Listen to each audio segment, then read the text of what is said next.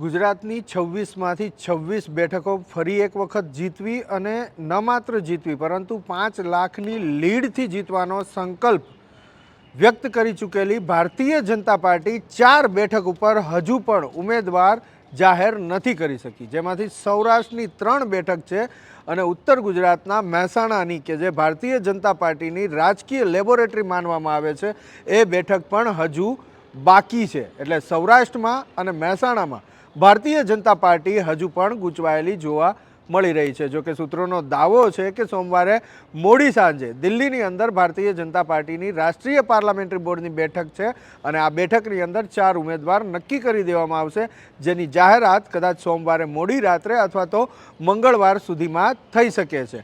હવે ક્યાં ક્યાં બેઠક ઉપર કોણ કોણ ઉમેદવાર અત્યારે ચર્ચામાં છે અથવા તો લગભગ નક્કી માનવામાં આવ્યું છે તેની ચર્ચા આપના સમક્ષ કરવી છે.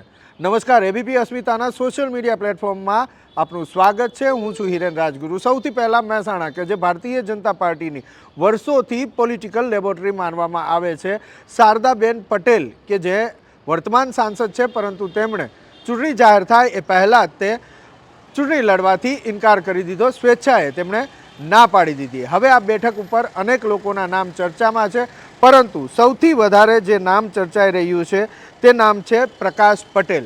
પ્રકાશ પટેલ એ નામ છે કે જેની સાથે સાકળચંદભાઈનું નામ પણ લાગેલું છે. સાકળચંદ યુનિવર્સિટીના કરતા હરતા છે પ્રકાશ પટેલ.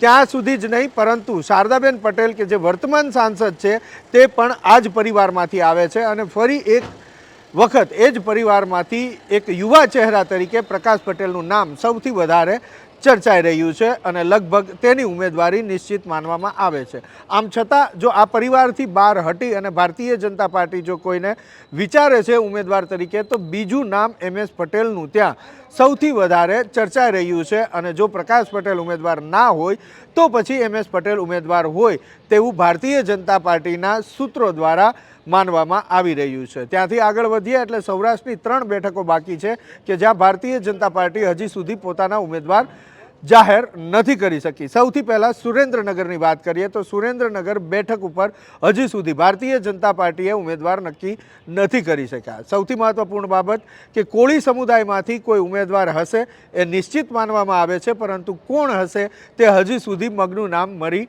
નથી પડ્યું. જે નામ ચર્ચાઈ રહ્યા છે તેમાં સૌથી વધારે આગળ જો કોઈ નામ ચર્ચાતું હોય તો એ લાલજી મેરનું છે. પૂર્વ ધારાસભ્ય રહી ચૂક્યા છે.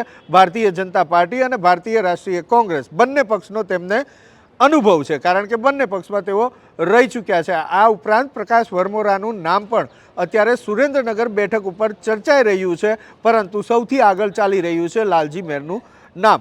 ત્યાંથી થોડા આગળ વધીએ સુરેન્દ્રનગર બેઠકથી એટલે અમરેલી બેઠક આવે છે અને અમરેલી બેઠક ઉપર પણ હજુ ભારતીય જનતા પાર્ટીના કદાવર નેતાઓની ખેંચતાણ ચાલી રહી હોવાના સમાચાર મળી રહ્યા છે અને તેના જ કારણે ઉમેદવારનું નામ નક્કી કરવામાં હજી સુધી નથી આવ્યું. પરંતુ જે નામ સૌથી વધારે ચર્ચાઈ રહ્યું છે એ નામ છે જનક પટેલ. જનક બગદાણાવાળા તરીકે ઓળખાય છે. બગદાણા બજરંગદાસ બાપાનું ધામ અને વર્ષોથી ત્યાં સેવા આપનાર મંજી બાપાના પુત્ર થાય છે જનક પટેલ કે જે સુરતની કરંજ બેઠકના 2012ની અંદર ધારાસભ્ય પણ ચૂંટાઈ આવ્યા હતા.